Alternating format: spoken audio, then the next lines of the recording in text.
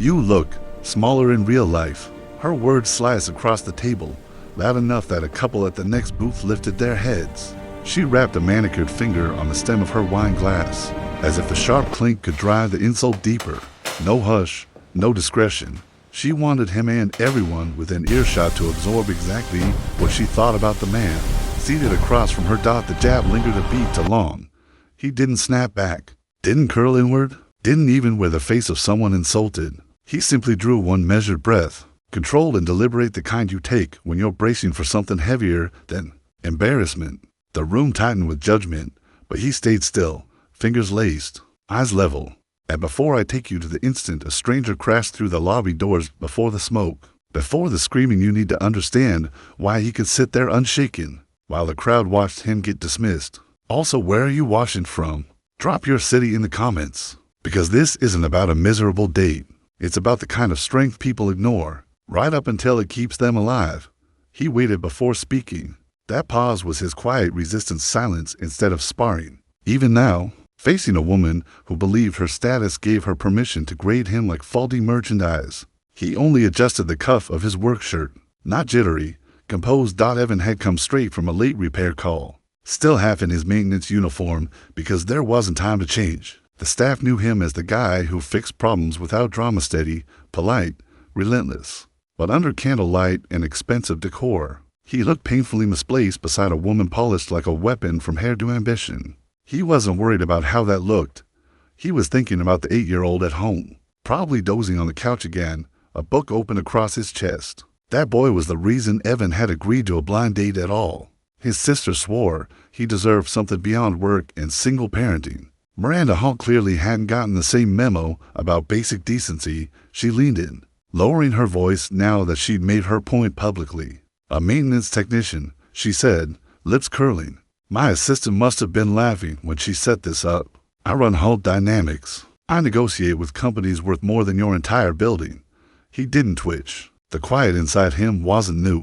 It didn't come from hotel shifts or awkward dinners. It came from another life, one no one in this room would guess from his scuffed boots and relaxed shoulders. Years of training had carved that calm into him, teaching him when to press, when to hold, and how to breathe so the world didn't rattle. He gave her a small nod, acknowledging her words without letting them land. "I get it," he said evenly. "If this isn't what you expected." His voice wasn't soft. It was controlled, neutral, almost clinical in its restraint. Miranda heard that as weakness. She mistook discipline for surrender. She let out a short laugh. "Expected? Not even close. My time is expensive. You could have at least tried to look like you belong somewhere behind them." A tray clattered as a waiter stumbled. A ripple of movement stirred near the lobby entrance. Evan registered it before she did, an instinct twitching under the stillness. He turned just enough to catch it, not enough to spook her, simply enough to confirm what his body already sensed. The security guards were moving fast across the marble, hands on radios, faces tight. Something in the air had shifted. Miranda didn't see it. She was too busy listening to men she usually entertained, dropping luxury titles like Metals pilots, founders, investors. Every detail widened the gap she wanted him to feel. Evan caught only pieces of her bragging because his focus had split in half, one part hearing her, the other part scanning the room the way he always did when tension hummed low. Old instincts don't die, they just sleep light. A staff member clipped a chair and nearly dumped a tray. Another hurried toward the service corridor, whispering into a headset. The pattern was obvious to him long before the average guest could name it. Something was happening. He shifted in his chair, spine aligning, readiness sharpening so slightly most people would miss it. Miranda finally clocked the change. "What?" she snapped. "Now you're scared?" "No," he said quietly. "I'm listening." "Listening to what?" She scoffed. He didn't explain. He didn't have to. The whole room was tilting, but she only felt irritation, not the danger climbing in silence that made others look up beneath the dinner's glossy surface. Asterisk, she rolled her eyes, clearly irritated that his attention had drifted. "That look isn't helping you," Miranda said sharply. Weak and distracted is a bad mix. He didn't correct her. Calm was never meant to impress her. It was preparation. Another staff member hurried past their table, breathing too fast. Security near the entrance stiffened as something unseen drew their focus. Miranda reached for her wine again, oblivious. Evan heard it before anyone reacted. A dull, Heavy thud from beyond the glass doors. The sound didn't echo. It pressed. His head tilted a fraction. "We should stay alert," he murmured. She laughed, short and dismissive. "Please. If anything real happened, professionals would handle it." He didn't smile. Didn't argue. His gaze anchored on the lobby, breath deep and steady. Waiting for the shift he already felt moving toward them. Because real professionals didn't always look the part she respected, at least not. Until they were the only thing standing between someone like her and real danger. Another impact vibrated through the floor. Faint but unmistakable. This time, the room felt it. Miranda still didn't flinch, swirling her wine as if irritation could drown out the unease creeping through the air. Evan caught the changes, others missed the altered rhythm of footsteps, the tightening cadence of voices, the rising static bleeding from security radios. A server nearly collided with their table, eyes wide, tray tipping. Evan reached out without looking, steadying it before it fell. "Sorry," she whispered, already rushing away. That told him everything. Fear always leaked through movement before words. Miranda exhaled loudly. "This is absurd. First I get paired with someone who can't even dress properly, and now the service is falling apart." His eyes never left the entrance. 3 security officers formed a loose triangle near the doors. Not casual, not reactive, controlled urgency. He recognized the formation instantly. Muscle memory stirred. He rose halfway from his chair before realizing he'd moved. Miranda frowned. "Sit down. You're embarrassing yourself." Another impact hit harder. This one she heard. She stiffened, lifting her glass with forced calm. "What was that?" He stayed standing. "We should be ready to move for what?" Her voice cracked before she caught it. The lobby shifted into a low murmur. Guests leaned closer together. A mother drew her child in. Phones appeared in hands held like talismans. The air carried that pressure a room gets right before it breaks. "I don't like your tone." Miranda snapped, reaching for control. "Something is wrong," he said evenly. The glass doors rattled violently. Not silence followed, but that shared, collective inhale strangers take when danger finally names itself. Security surged forward, hands near holsters, forming a barrier. Miranda pressed back in her chair, color draining. Is this normal? No. He stepped around the table, positioning himself between her and the entrance. The move wasn't dramatic. It was precise, instinctive, the same placement he'd used countless times before evacuations, extractions, situations where seconds mattered. The doors blew inward. Glass and metal burst as a man barreled through, momentum reckless and wild. Shouts exploded. Guests scattered. Something metallic skidded across the floor, clinking twice before releasing a choking bloom of white smoke. Screams fractured the room. Miranda froze, breath locked in her chest. Evan moved. He caught her arm firm, controlled. Now, her heels slipped as she tried to stand, power evaporating in the face of real danger. He shoved a chair aside, clearing space, and guided her behind a support column as security struggled blindly in the smoke. Radios crackled uselessly. He scanned for children first. Always children. Near the reception desk, a boy, sobbing, clutching a backpack nearly as big as he was. No adult. No cover. Evan released Miranda and moved. She shouted his name, fear tearing through her voice. He didn't look back. The column protected her. The boy had nothing. He grabbed a fallen maintenance flashlight from a tool cart he'd used 100 times. Not a weapon, just solid, useful. He slid across the floor, catching the boy before a panicked guest could trample him. "I've got you," he said calmly. The child clung to him instantly. Security charged the attacker, but the smoke disoriented them. One went down hard. Evan shifted the boy onto his hip and moved toward a service alcove he knew better than most. "Stay here," he told the boy, kneeling. "Don't move until I come back." The boy nodded. Shaking, Miranda watched from behind the column, heart pounding as realization began to fracture everything she thought she knew. Weak. She had called him weak, and he was the only person in the room moving with clarity. He turned back into the haze without hesitation. An injured woman crawled into view, palms scraping the marble as she dragged herself forward. Her breath came in ragged pulls, eyes wide with shock. Evan dropped beside her, knees sliding, hands already working, to fingers at her neck, pulse present, fast. But there, another scream tore through the smoke. Miranda shrank against the column, gripping it like it was the only solid thing left in the world. For the first time, the room wasn't judging him anymore. It was depending on him. The woman's leg was bleeding badly, not a gunshot. Glass. He tore a strip from a nearby tablecloth and wrapped it tight around her calf. Movements clean. Efficient. Training lived in his muscles, not his thoughts. Don't talk, he said calmly. You're stable. Shapes moved through thinning smoke, security struggling to reform. Guests stumbling blind, the attacker pacing with erratic purpose. That unpredictability was the danger. A focused threat was bad. An unfocused one was lethal. Miranda watched him rise, eyes scanning. Mind mapping, assess, stabilize, redirect. A heavy object skidded across the floor somewhere to the right. His head snapped toward the service alcove. The boy was still there, knees pulled to his chest. Backpack clutched like armor. Good dot. But the attacker's movement had changed. Less wandering. More intent. His path angled toward the elevator's dot.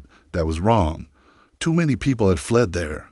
Believing enclosed mailboxes meant safety. Evans stood. Stay low, he told the injured woman. Help is coming. He moved with a controlled stride born from worse environments, collapsed structures, hostile zones, places where panic killed faster than bullets. His boots barely whispered against the marble. Security tried to rally, but their radios howled with static. Orders overlapped. One shouted retreat, another heard advance. Systems were failing. Evans stepped through the wreckage, overturned chairs, shattered glass. A fallen chandelier, ornament swaying where someone had clipped it in panic. 2 officers blocked his path. Sir, get back. Evacuate with the others. Evac routes are compromised, he said evenly. Smoke is driving civilians into choke points. You need containment. They hesitated. You a cop? One asked, coughing. No, Evan replied, eyes never leaving the attacker. But I've done this before. A scream erupted from the far end, guests cornered by toppled tables. The attacker turned. Evan moved. He cut across the lobby, flashlight snapping on as he closed the distance. He didn't tackle. Not yet. He needed the pattern. He hit the attacker's eyes with a beam. The man recoiled, arm lifting instinctively. Move, Evan commanded. The trapped guests scrambled away, tripping over each other as relief broke through fear. Evan walked backward, beam steady, using light as control, not force. The attacker swung blindly. The blow clipped Evan's arm. Pain flared, sharp and immediate. He didn't break position. Security surged in behind him. You'll lose people if he reaches the elevators, Evan said. Block that corridor. How do you know? An officer demanded. He didn't answer. Miranda's voice rang out from the smoke, shaking but certain. He knows what he's doing. Listen to him. Evan stepped laterally, placing himself between the attacker and the elevator bank. Guests clung to walls. The boy watched from the alcove, eyes wide. The attacker roared and charged. Evan planted his feet, shoulders loose, flashlight angled low ready. The metal rod swung toward his head. He pivoted, catching it on his forearm instead. Redirecting the momentum just enough, the attacker slammed into the elevator. Doors with a thunderous crash. Evan didn't waste the opening.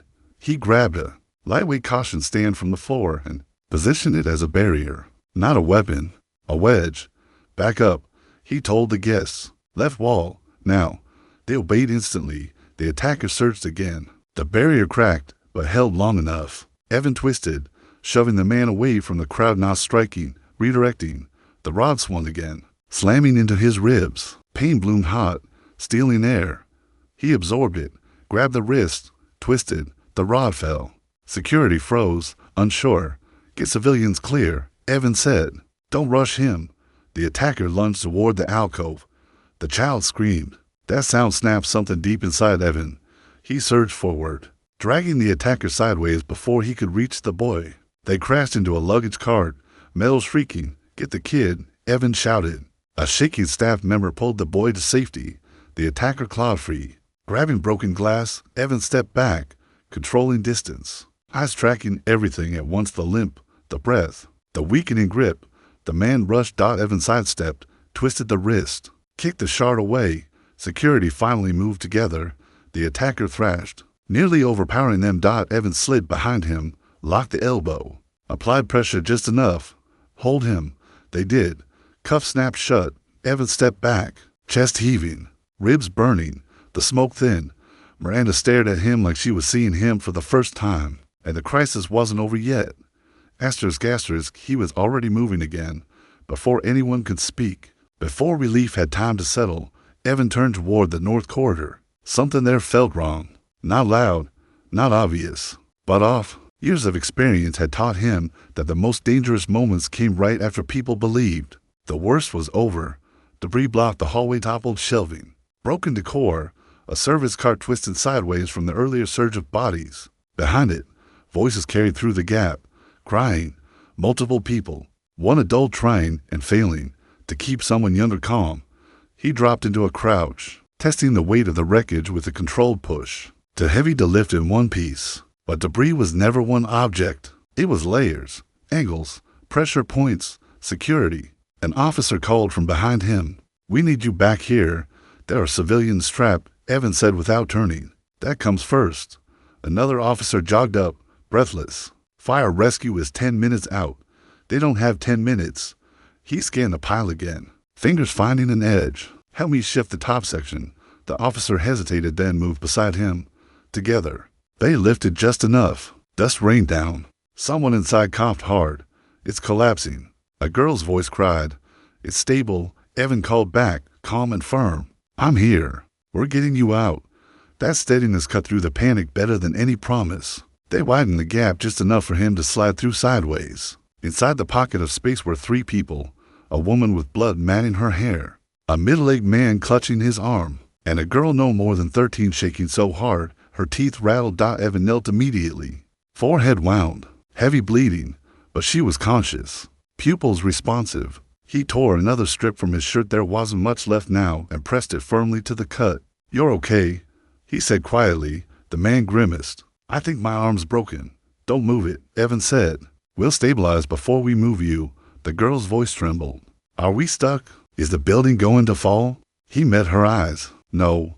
You're scared, not trapped." "What's your name?" "Emily." "Emily, match my breathing. Watch me."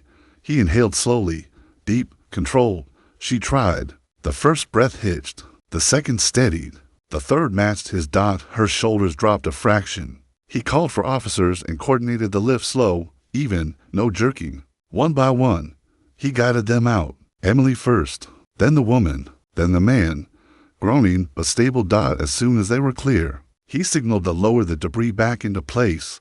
Emily rushed back and wrapped her arms around him. Shaking, "You're safe," he murmured, hands steady on her back. Miranda watched from across the lobby, something tightening painfully in her chest. This wasn't chaos management. This was mastery. Evan didn't linger. He scanned again. A security officer approached, voice low. "Sir, what exactly are you trained in?" Evan's eyes never stopped moving. Focus on blind spots. Service corridors, maintenance shafts. Another officer joined them.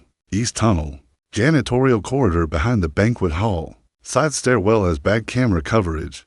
Then we start there. They moved. The service corridor was dim, emergency lights washing the walls red. Smoke clung near the ceiling. Evan slowed at each corner, body angled, eyes clearing the space before committing. A door halfway down stood ajar. Black smudge on the handle. Inside, to staff members huddled on the floor, coughing. A fallen shelf had nearly pinned them. He helped lift it off, guiding them out. "Someone shoved us in here," one wheezed. "Get to the lobby," Evan said. "Medics are coming." He continued deeper. Miranda appeared at the corridor entrance, breath uneven from running. "You can't just disappear into the hallways. You could get hurt." "I know," he replied calmly, without stopping. At the loading area, cold air leaked under a partially raised shutter. Evan crouched, studying the floor. Footprints. One set in, one set out. His jaw tightened. The head of security caught up, face pale. "What do you see?" "Your perimeter was breached," Evan said. "Someone entered or exited during the first attack." The director swallowed hard. The alarm never triggered. It failed during the smoke deployment. The realization hit them all at once. Miranda's eyes widened. Someone else had been here, and the night wasn't finished yet. Evan straightened slowly, already shifting into the next phase. Neutralizing one threat didn't end a crisis. It exposed the gaps around it. "If there's another person involved," he said quietly. "They didn't come in to watch." The head of security's face drained. "You think there's a second attacker? I think we prepare like there is." They moved back toward the lobby at a controlled pace. The chaos had softened, but the tension hadn't. Smoke lingered in uneven pockets. Guests clustered together, whispering, clutching children, replaying fear in hushed fragments. Miranda followed a few steps behind him, silent now. Everything she had said earlier echoed in her head, each word landing heavier than the last dot as they re-entered the lobby. Evan's eyes went straight to the elevator bank dot to quiet, to still. He stopped abruptly, lifting a hand. The officers froze on instinct, mirroring him without realizing why. "What is it?" The director whispered. "The doors," Evan said. "They're off." One elevator sat misaligned, barely noticeable, less than an inch. But to him, it screamed interference. He crouched and pressed his palm against the gap. Warm air pulsed back. Movement. Miranda sucked in a breath. "Someone's inside." "Not writing," Evan said. "Waiting." The director grabbed his radio. "Lock down the elevators. Now." Evan shook his head. "They want us to open it." "That's the trap." Miranda's voice trembled. "Then what do? "We don't approach from the front." Evan turned. "Service stairwell behind the banquet hall. Upper access." One officer frowned. "Those doors are locked. Technician access only." Evan tapped the side pocket of his torn shirt. "I have clearance." No one argued. They moved fast but quiet through the service corridor. Dust drifted from the ceiling, shaken loose by earlier impacts. The reinforced stairwell door beeped softly as Evan swiped his card. Inside, the air was stale, lights flickering. They climbed at the third landing. Evan stopped mid-step and raised his hand again. A faint metallic clatter echoed above them. A muttered curse. "He's upstairs," the director whispered. "Setting something," Evan said. "Or blocking exits." He assigned positions with calm precision. No shouting, no theatrics, just clarity. Then he moved at the top landing. Evan turned the corner and collided with the second attacker before the man could react. Tools clattered as they slammed into the railing. The attacker kicked wildly, but Evan used the rail to pin the arm, redirecting force instead of meeting it head-on. Officers rushed in. Within seconds, the man was restrained. Miranda stood frozen halfway up the stairs, watching disbelief replay. Shocked. Evan didn't speak. He stepped aside as cuffs snapped shut, the second threat neutralized. But even now, his posture didn't relax.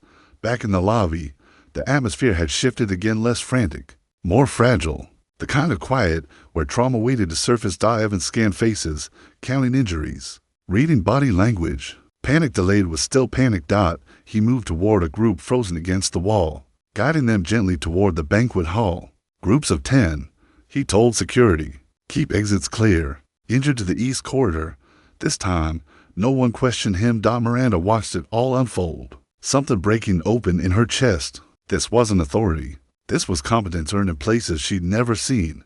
A boy Noah ran up to Evan, clutching his backpack. "You said you'd come back." "I did," Evan said, kneeling. "You did great." The boy hugged him hard. Miranda swallowed when she stepped closer. Her voice barely held. "You saved everyone." Evan's gaze never lingered on her. "We're not done yet." A metallic slam echoed deeper inside the building. Evan turned instantly. "Something heavy," he said. "Utility wing." Security converged around him without being asked, and he led them forward again because for him, the crisis only ended when the last person was safe. The utility wing was darker than the lobby, lit only by emergency strips that buzzed faintly overhead. A metal shutter hung crooked, jammed halfway down. Behind it, voices pounded in panic, fists striking steel in uneven rhythm. "We can't lift that without tools," an officer muttered. Evan crouched, already examining the hinge. "We don't lift it," he said. "We shift the load." He pressed his fingers to the lower bracket, feeling heat from friction. "I need a pole." Broom handle. Metal rod. Someone sprinted off and returned seconds later. Evan slid the pole into the gap near the hinge and leaned his weight down slowly, controlled, patient. The shutter groaned. The hinge shifted. A narrow opening appeared. "Pull," he said. Together they raised it just enough. Guests scrambled through, coughing, crying, collapsing into open arms. Evan steadied each one, murmuring reassurance until the last person cleared the opening. Then he let the shutter drop back into place. The danger beneath it was gone. Sirens wailed closer now, echoing through the structure. The director exhaled shakily. "Is there anything you can't do?" Evan didn't answer. He was already scanning the room again. Medics flooded in moments later, equipment rattling. Voice is sharp and efficient. Evan stepped aside only long enough to guide them. Laceration to the leg, glass fragments likely. Bandaged but needs irrigation. The medic nodded, already moving. Another medic examined the makeshift splint. Who did this? A guest pointed. He did. The medic glanced up, impressed. Textbook. Evan moved on. Miranda hovered nearby, silent now, her earlier certainty stripped away. She watched him kneel beside a hyperventilating woman, guiding her breath until the shaking eased. Watched him lift a cup of water for a man whose hands wouldn't stop trembling. You should rest. She whispered. Not yet. He replied. Not until everyone's accounted for. Police officers entered, posture professional, eyes sharp. One stepped forward. Who coordinated containment? The director hesitated, then pointed. The officer turned to Evan. We'll need your statement. Later. Evan said. Stabilize first. The officer paused, then nodded. Outside. Cheers rose faintly through the shattered doors. Evan ignored them. A little girl stood alone near the wall, dress torn, eyes wide. He crouched to her level. Who are you here with? My mom, she whispered. I lost her. We'll find her, he said calmly, guiding her toward medics. Miranda watched him straighten, pain finally catching up his ribs tight. His arm bruised, but still he moved. You don't stop, she said quietly. Stopping gets people hurt. She swallowed hard. Who taught you all this? He paused only a moment. Experience. That's not just experience, she whispered. That's training. He didn't confirm or deny. Another medic called for help lifting a stretcher, and Evan stepped in without hesitation. She watched him work, no ego, no hesitation, leading without ever claiming the role. And in that moment, Miranda realized something that cracked straight through her world. This was what real strength looked like.